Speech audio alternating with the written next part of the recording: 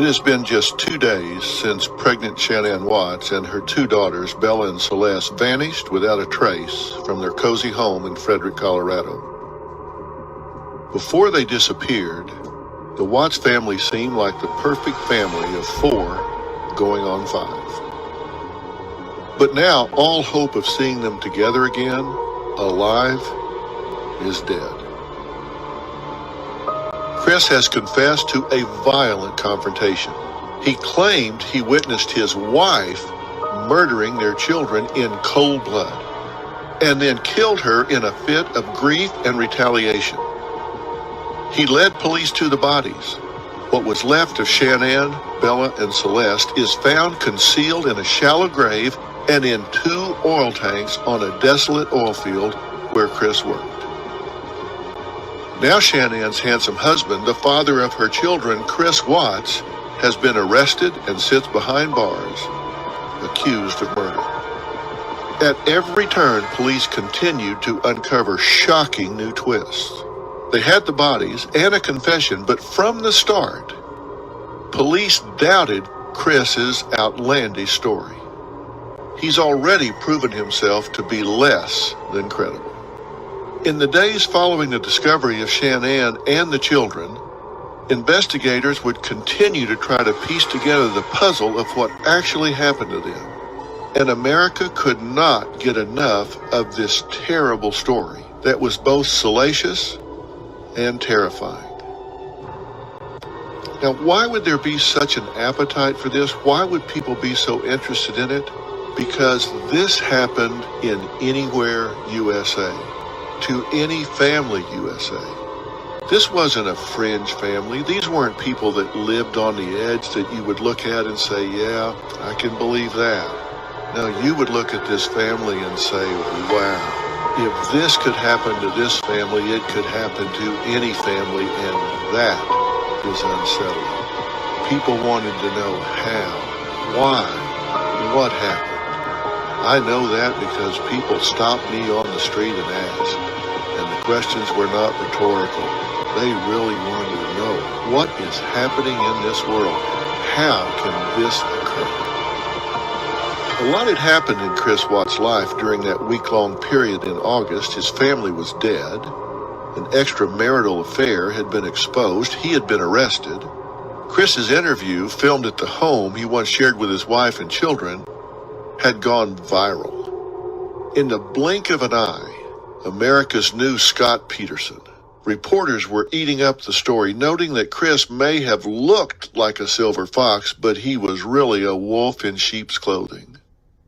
Chris Watts had become America's most hated father. Right away, the investigation pulled back the curtain on a crumbling marriage that may have led to murder. Behind the cheery family photos and bubbly social media posts, there was a deep, hidden resentment, tension, and strife. And on examination, all of those posts were one-sided. They were all put up by Shanann. They were not put up by Chris. Maybe because Chris was too busy having an affair.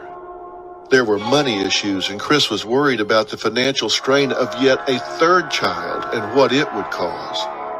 His feelings were, we're not making it with 2 children to feed, clothe, and raise, and now there's a 3rd one on the way? But more importantly was an emotional divide between Chris and Shanann, and it had left Shanann distraught in the days leading up to her disappearance. Had their troubles made Chris feel desperate for a way out, desperate enough to kill? So many questions remain. Did Chris's mistress, Nichol, know more about his marital situation than she had let on? Did she have any idea that Chris would soon end the lives of the people who loved him the most? And Chris was about to come clean with what really happened to his family. The story of Chris and Shanann Watts, well, it wasn't over. In fact, it was just starting to unfold. And I have a sneaking suspicion that made some people really nervous. And that's what's coming up on this episode of The Devil Beside Me, the Chris Watts story. Husband, father, killer. We started to talk last episode about Chris's mistress, Nicole Kessinger. Now, Chris and Nicole met at work, and sparks flew. They soon began an affair, but according to Nicole, she was not aware that this was an affair, or that she was the mistress, that she was the other woman. She says she thought she was dating a guy who was in the midst of a mostly amicable divorce. Once news of Shannan's disappearance spread, Nicole had gone to police of her own free will to speak to them about her involvement with Chris. But was she a hero in this story? Or is it possible, like Shannan's parents believe to this day, that she tried to help Chris, and when it all started coming unraveled, when it all started hitting the wall, she got scared and bailed? Was she actually helping him and got cold feet and decided, save yourself, girl? She was never arrested or charged. However, is there more than meets the eye with Nicole? Sure, she had been helping police. It seemed like she was on their side and not her lovers. She had told them all about Chris and Shannan's many issues. She told them Chris had confided in her that he was no longer in love. She said he talked about living alone. She basically handed them his motive on a silver platter. But Nicole also told police she had no idea that Chris and Shanann were expecting a baby number 3. She says as far as she knew, their marriage was kaput. Now, there are thousands of armchair detectives who passionately followed this story who just were not satisfied with that explanation, and they never said it. But it appeared to people following the case closely that the police weren't exactly satisfied with that explanation either. Let's be real. In today's world, all it would have taken were a few clicks of Nicole's mouse or a scroll on her phone to find Shannan's Facebook and Instagram pages. Everyone knows that if you're single and you meet someone this day and age, the first thing you do is go check out their social media platforms. You go look them up online and find out not only who they are today, but who they've been before you met them. And if they have an ex, you're going to know about it, and you go right to their page too. You are just straight up lying if you claim you don't. I don't believe that for a second. And this wasn't an ex. This is somebody that tells you, I'm still married. We're getting a divorce. Well, you know what? Anybody with any self-awareness is going to say, really? Well, let me just go look and see what was posted yesterday, what was posted last week. If you're telling me this is an amicable divorce and that you're really separated, you're living under one roof purely for financial reasons, then that's going to be reflected on these social media platforms because there's going to be some individuality.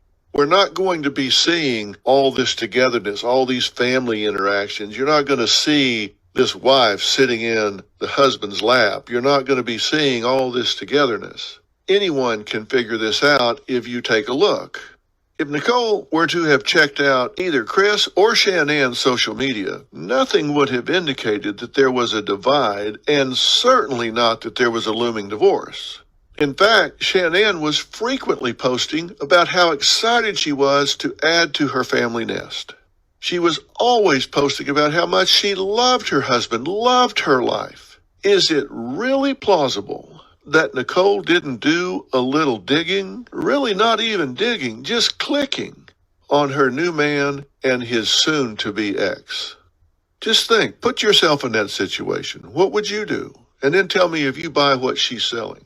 You start falling for somebody. He's transparent enough to say, look, I'm married, sort of. It's really all over with. The legal system, that crank turns really slow. We're very amicable about this. It's all settled. We're just waiting for the wheels of justice to turn. And you say, I'm fine with that. But are you telling me you're not going to go click just out of curiosity to learn about your new man? You're telling me you're not curious enough to go find out if everything he's telling you is true. Police may have had the same thought. They may have thought, well, maybe she's not saying everything she knows, because as they continued to investigate Chris, they started looking into Nicole as well. She's supposedly their advocate. She's supposedly their inside track of what's going on. And they're talking to her. They're encouraging her. Can I get you something to drink? Have a seat. Let's chat. But she's not out the door before they're checking on her as well. And they found that while she was being very forthcoming about certain things, that she wasn't necessarily telling the whole story. They found out that she was deliberately holding some things back. They asked her to turn over her phone. She was hesitant. She eventually handed her device over to investigators. And the text messages and internet searches they found made them take even a closer look at her actions before, during, and after Shanann, Bella, and Celeste murders.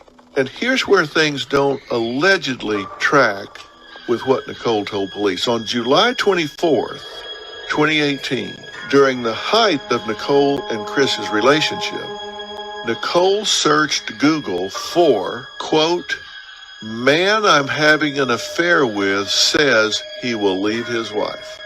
Now, hear what I just said.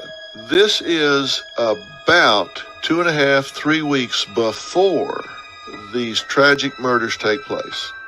She obviously has some questions here because she Googles the phrase, quote, "Man I'm having an affair with says he will leave his wife." Nichol didn't search about dating a separated man or how it would work to date a divorced man with children. She specifically Googled affair. Interesting choice of words for a woman who is adamant that she thought her man was separated, simply waiting for some paperwork. On August 8th, she's back to Googling. This time, the phrase is marrying your mistress. She also did a Google search for wedding dresses and spent hours searching for gowns online. So we've got a woman who is Googling married men, affairs, and wedding dresses, all right before her lover's wife and children are brutally murdered. Now, is this a coincidence? Maybe. Maybe she thinks that the divorce is getting ready to come through and so he's going to be available. But it doesn't take a genius to consider the possibility that Nichol was hoping for a future with this guy and that she knew she was having a full-blown secret affair, not just dating a separated man who was back on the market. Police also immediately saw that Nichol had deleted many of the texts and photos she had shared with Chris. People who have nothing to hide, hide nothing. Well, Nichol thought she had deleted them, but they don't really go away. And police were able to retrieve them all. This seems like it's always the phone that gets you in these stories, isn't it? Once something is searched or sent, even if you delete it, it's just never really gone. It's like a bad rash. I can't tell you the amount of times Google searches and texts come back and just bite people in the butt. Of course, police's first question was, why had Nichol deleted texts between herself and Chris in the first place? What was she trying to hide? Well, her explanation was simple. She said she was grossed out by Chris after finding out from news articles that he wasn't separated from his wife and that Shanann was pregnant when she disappeared. So understand, what she's asking you to believe now is that she only learned this when she read it in the newspaper. She hadn't clicked on her. She hadn't gone to her Instagram. She hadn't gone to her Facebook. She hadn't done any investigation at all. He just told her at work, "I'm separated, getting a divorce, just waiting for the paperwork to go through." And she just said, okay. She didn't look. She didn't check. She didn't do anything that takes nothing more than a click of a mouse. We know she knows how to click that mouse because we know she clicked it about married man says he's leaving his wife. We know she clicked it about getting a wedding gown. We know she clicked it about other things, but never clicked it to look into his current living situation. I'm sorry. I have a hard time with that. But we'll come back to that. So what had she deleted? Well, it was mostly just lovey-dovey back and forth. Chris might have been shy and soft-spoken in real life and cold and disconnected when texting his own wife, But in his conversations with Nicole, he comes across like a real-life Romeo, or at least a Don Juan wannabe. Some of the recovered text messages from Chris to Nicole read as follows. Hope you had a great night, beautiful. Miss you. Get home safe. Sweet dreams, my sexy empanada. Chris sent that text message the evening of August 11th, 2 days before he brutally murdered Shannan and his 2 innocent children. It seemed Chris also wanted Nicole to see the best in him. He sent Nicole this text about his character. I'm about loyalty, truthfulness, and being dedicated. I don't like playing games unless it's role-playing. Wink face emoji. I'll give you a minute to throw up in your mouth. It's interesting that Chris points out that he's all about loyalty and truthfulness when he's deceiving both his wife and his mistress, according to her.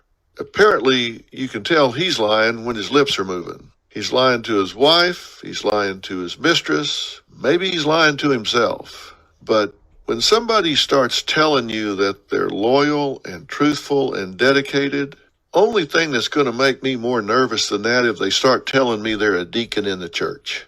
When people just start erping this up, unsolicited, talk about red flags, it's like a Navy flagman on the end of the deck. That's just how obvious that is to me. Now, arguably one of the most telling texts Chris sent Nicole during their many communications was this. Chris writes, being in your life is something I crave. Now, here's why that one is important to study.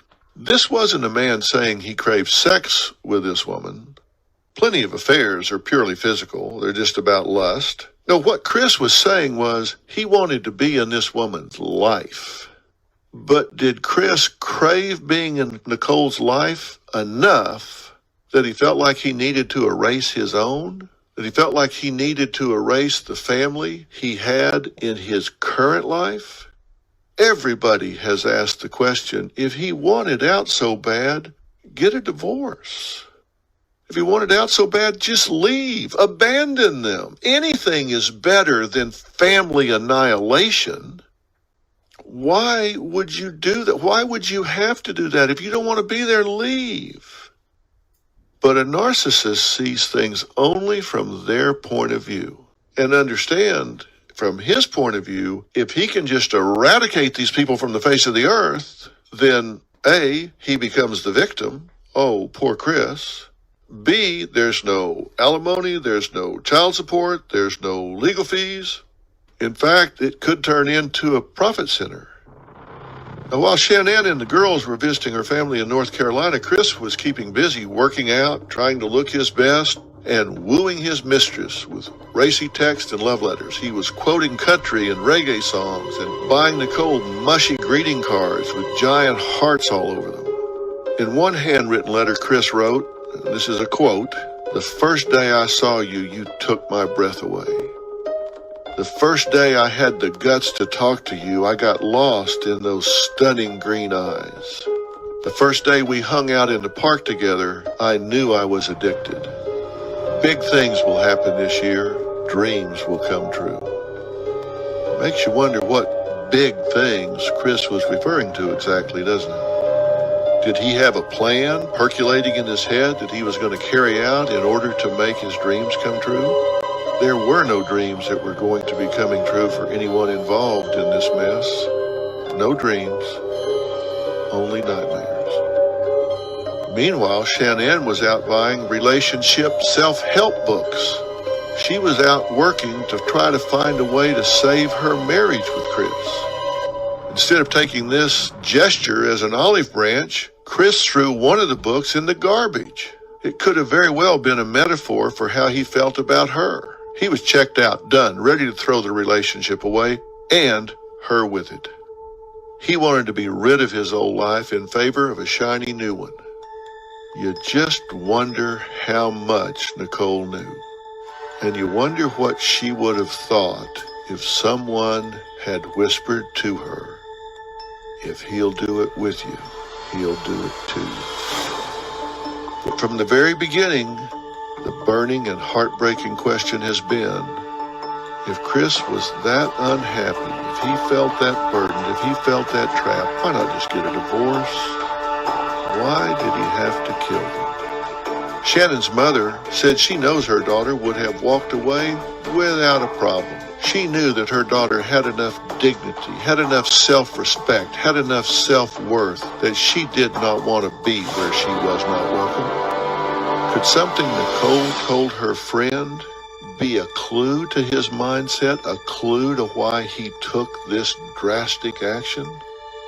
When Nicole first spoke to detectives, she claimed that she hadn't told anyone about her relationship with Chris, but it wasn't but just a few days later she changed her story and admitted to police she had in fact confided in one friend about her relationship with Chris.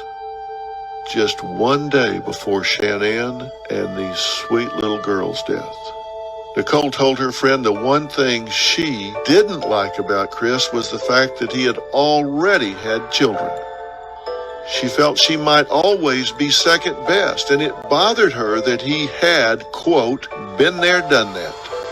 It makes you wonder, what if she mentioned those feelings to Chris?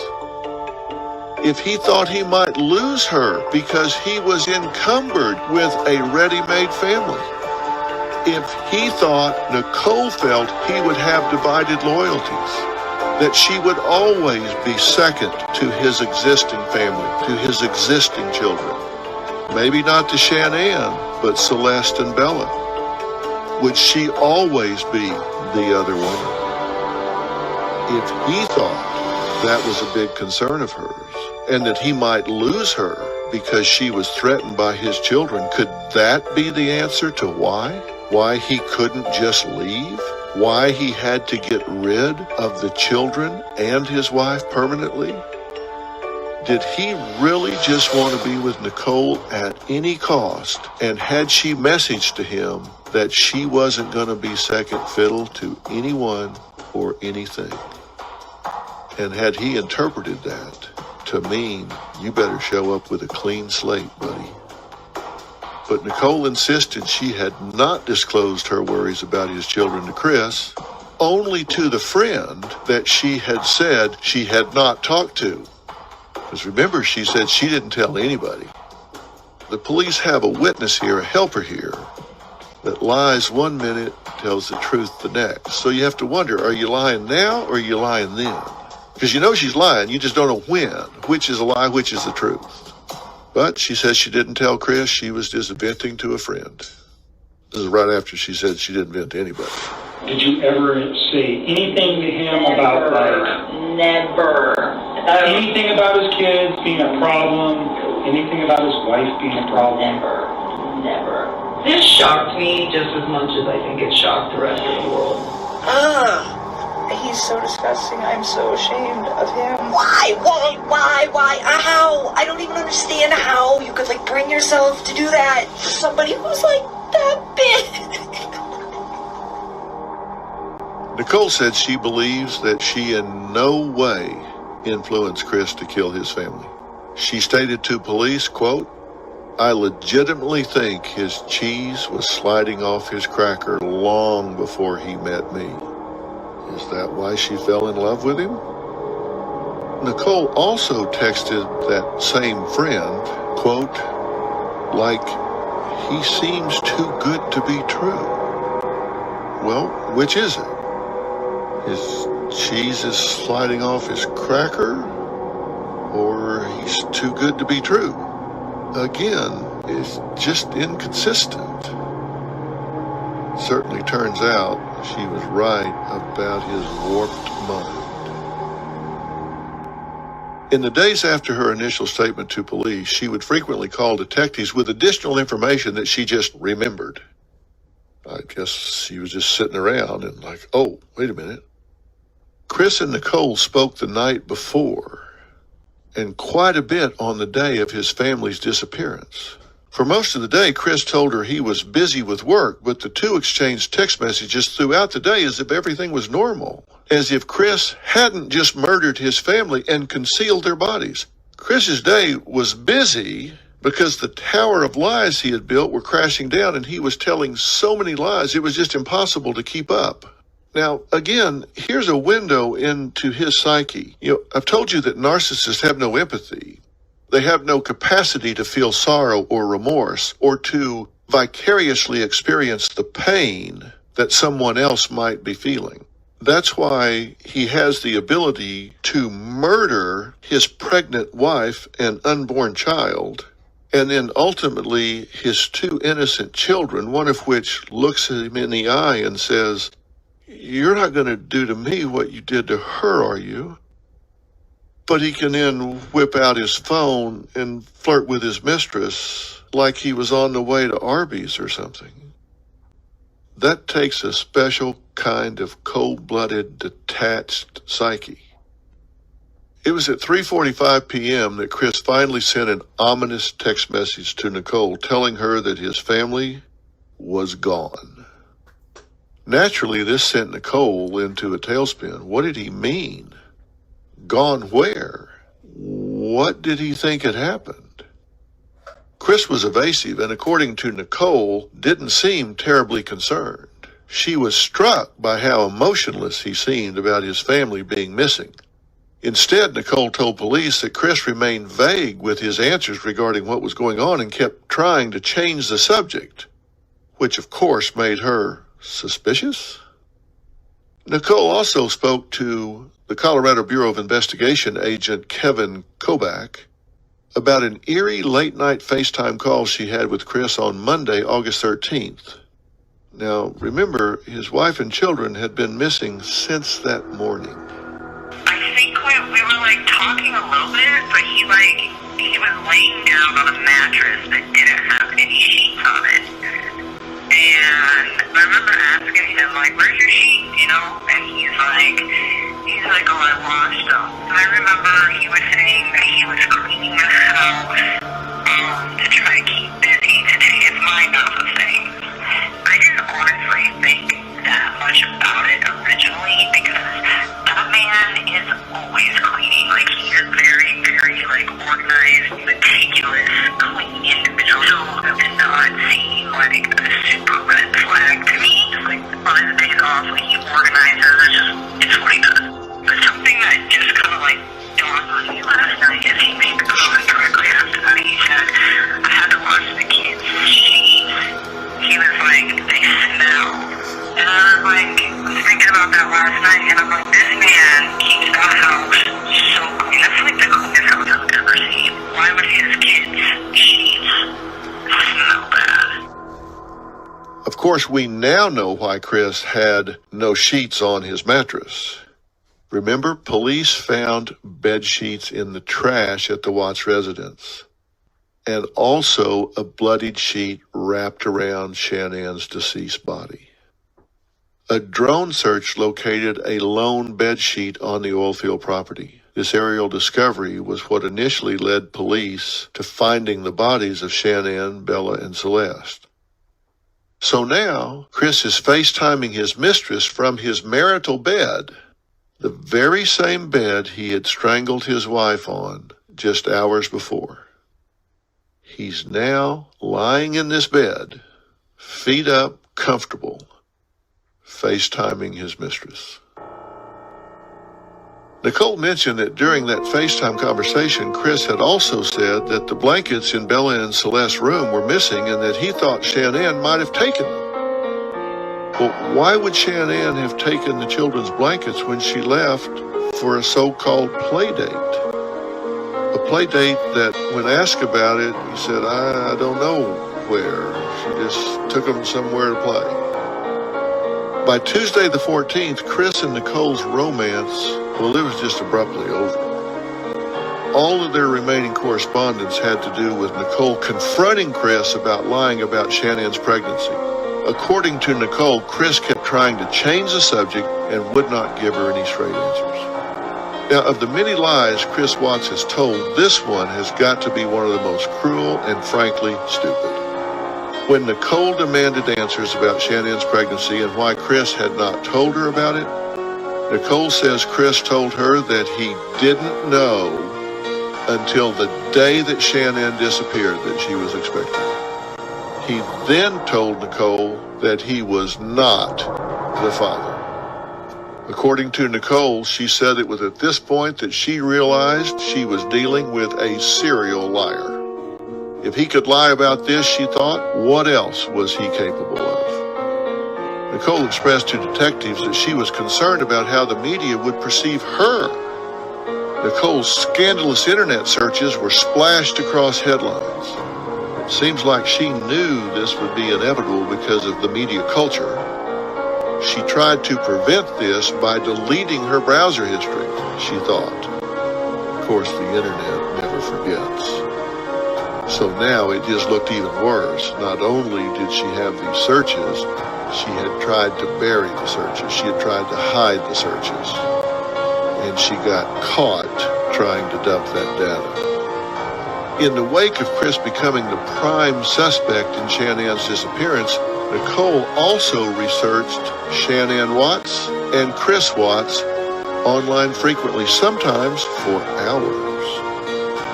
Every time Nichol searched for information on Chris and Cece Watts, she would immediately delete the search right after. The same day, Nichol also browsed Google for the following questions. Quote, can cops trace text messages? And quote, how long do phone companies keep text messages? As well as, quote, difference between text message content and text message detail. This is all according to police documents. What she should have researched first was, can police track Google searches? After her initial statements to police, after Shanann and her daughter's bodies were found, get this, Nichol searched, quote, Amber Fry. Then she searched, quote, Amber Fry net worth. Then she searched Amber Fry book deal. And then she searched, do people hate Amber Fry? As much as people compare Chris Watts to Scott Peterson, you can also easily compare Nicole Kessinger to Amber Fry. At least Nicole Kessinger appears to compare Nicole Kessinger to Amber Fry. I assume since she does, other people do. There is one difference that seems to be commonly believed, and that is that Amber Fry 100% did not know that Scott Peterson was married. Nicole Kessinger 100% did know that Chris Watts was married. Amber Fry went on to write a book, to be the subject of movies about her life story, and to live a successful and happy life. So what has become of Nicole? In this day and age, we know there's a legal court and there is a court of public opinion. And with Twitter and Facebook, those judgmental voices are louder than ever. Certain commenters online were vicious, even alleging that they were convinced that Nicole had something to do with the murders. There was even an online petition circulating called Investigate Nicole Kessinger. When it came to Chris and Nicole's relationship, many believed Nicole's search history and emails proved she was lying, and she knew damn well she was dating another woman's husband. Well, I don't think you really need her search history and emails to prove that, because she said as much to the police.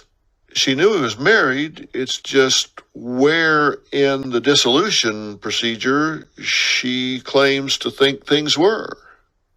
He told her he was married, told her they were separated, told her things were going to wind down.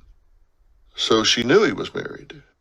Her behavior also made it seem like she was complicit in keeping their relationship a secret. They went to out-of-the-way bars and restaurants. They spent most of their time at her apartment. In one of Nicole's messages to Chris, she told him she wanted to continue seeing him and asked, "Are we bad people?" But whether or not Nicole knew the actual truth about Chris's relationship, the outcome was the same. She had gotten involved with a married father whose face was now splashed all over the front of every newspaper and magazine in the English-speaking world. And the word murderer was right next to his name. No matter how much Nicole may have wanted to erase or delete Chris and their brief involvement from her life, it seems that from now on their names will be forever linked.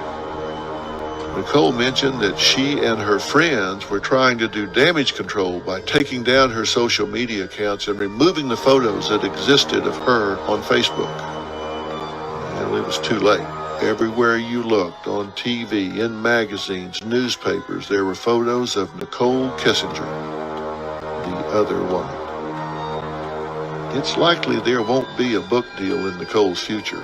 There are alleged accounts of her going into witness protection due to the amount of harassment and threats that she has received since this all came to light. She has never given a televised interview. Me and my team have reached out to her several times ourselves. And people will tell you, if nothing else about me, is I give people an opportunity to tell their story. Whether it's believable, unbelievable, outrageous, whatever, I give people a chance to tell their story. And then I ask the questions that people want to know the answer to. We've reached out to her time and time and time again. She's never called us back and has not been spotted publicly since. But her role in this horror story just might not have been completely done. Not just yet. On August 21st, 2018, Chris shuffled into court with his attorneys. Clad in an orange inmate suit, glasses and handcuffs, he was a far cry from the good-looking, all-American dad that he had presented to the world just days before. He looked somber, already older. It was over for him. The courtroom was packed. Everyone wanted to hear what Chris Watts was going to be charged with. The judge denied him bail. In the front row of the courtroom, Shannan's father, Frank, and his son, Frankie, sobbed while the charges were read. The DA's office charged Chris with 9 counts. He was charged with 3 counts of first-degree murder after deliberation for the deaths of Shanann, Celeste, and Bella Watts. Let me say that again. 3 counts of first-degree murder after deliberation. That means he didn't snap. This wasn't a crime of passion. He didn't fly into a rage. This was murder after deliberation, after thought. 2 counts of first-degree murder for causing the death of a person under the age of 12 while being in a position of trust. 1 count of unlawful termination of a pregnancy. 3 counts of tampering with a deceased body. If convicted of all 9 charges, Chris was potentially facing the rest of his life in prison and could face the death penalty. He made the decision to save his own life. I think he did that because he knew what he knew. And he knew that this could be figured out pretty easy. Although he still maintained that Shanann had killed the children, so he killed her, Chris took responsibility for all 3 deaths in court. He pleaded guilty to the charges. In exchange, he would not face the death penalty. So, Chris was now behind bars for good, and no matter what story he spun, he would pay for these heinous crimes. So the nightmare seemed over. The legal system seemed to have done its job. But as I've said many times, we do have a legal system. We don't have a justice system. You go to the courthouse to pursue charges. You don't go to the courthouse for justice. Because you walk up those steps, you go through that door, you go in that courtroom, and there's all this mahogany wood, and there's this judge up on the bench, and there's a big seal behind him or her. There's all this pomp and circumstance. There's a lot of words spoken, a lot of decisions handed down, verdicts meted out, but nowhere among them is justice. Because the only justice would be for Shanann, Celeste, Bella, and this unborn child to be back in this world. That's not going to happen. That would be justice. But given the limits of the system, what could be done was done, and the nightmare seemed to be over. But investigators, not the prosecutors, but the investigators, well, they weren't quite done. After all this, they went back in to interview him again, one more time from prison. So what was their reason for this additional question? They've got everything they can get, right? The legal system has worked. You can't try him for the same crimes twice. That's double jeopardy. So they've gotten all they're going to get. So why talk to him again? Well, we don't know for sure, but we do know that it would not make sense for them to be talking to him about further culpability on his part. They already have him. He pleaded guilty. They had recovered the bodies. Did it really matter what other details he added to the situation? He was locked up and paying the price regardless of what he now said. Shannan's parents had a theory. They strongly believe the reason the FBI went into that prison was because of none other than Mistress Nichol. Shannan's mother claims she believes investigators went in on a mission to get Chris to roll on his mistress. He did not, at least not yet. And again, she has never been implicated or charged with any crime. It turns out the worst thing that Nichol did, in the eyes of the law, at this point, is to fall in love with the wrong man. But whatever the reason was that they went in for, they came out with way more than they ever could have bargained for. They came out with a real confession from Chris Watts, an admission of exactly when and how he, not Shanann, killed his two beautiful and innocent daughters. And his entire confession was recorded on tape. We were able to find out what was on those confession tapes before anyone else. Shannan's parents were told the grim and horrifying details before they were released to the media, and they wanted to be the ones to tell the world. They didn't want this to come out from some third party. They wanted to be the ones that reported this because they wanted to dignify their daughter. Understand, at this point, the world had been told that their daughter had murdered their grandchildren. And they sat there powerless to do anything about it. They sat there with some people in America believing that their precious daughter had murdered their precious grandchildren. And add that to the loss of their daughter and grandchildren, and it was almost more than they could endure. And finally, this monster excuse for a human being told the truth. And they wanted the satisfaction of reporting that to the world. They contacted us. They wanted me to come there and help them tell that story.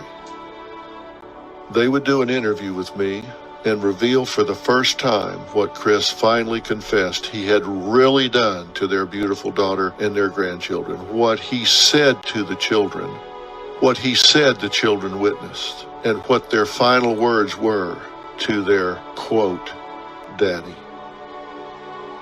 So I flew to Pinehurst and sat down with them. And they told me not only what was in that confession, but what this had done to their family. And I'm going to tell you on the next episode of The Devil Beside Me, the Chris Watts story. Husband, father, killer.